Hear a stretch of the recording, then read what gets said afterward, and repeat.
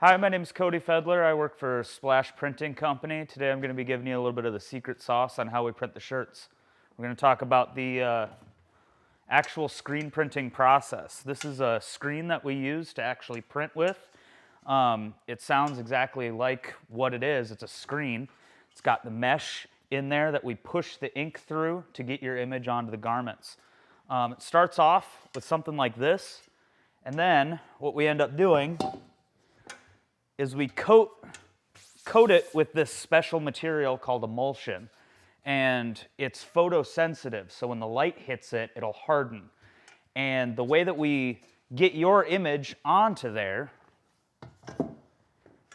is with one of these film transfers, something like you'd see on one of those transparency overhead things from back in school. So we'll put this on there. We'll drop it into a special exposure unit machine. It'll shine the light at it, and everywhere where this black is will not be exposed. And then we can wash it out. It'll go completely away.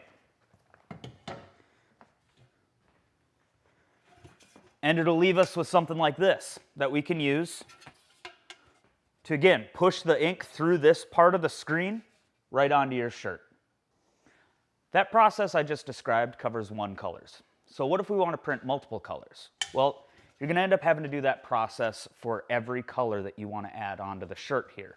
So this would be a 3-color design. We've got a royal screen, we've got a dark gray, and a black. Now, if you end up printing on a dark colored shirt, say a black colored shirt, you'll need a primer coat of white underneath any color. That way we can get your colors as vibrant as the ones that you ordered.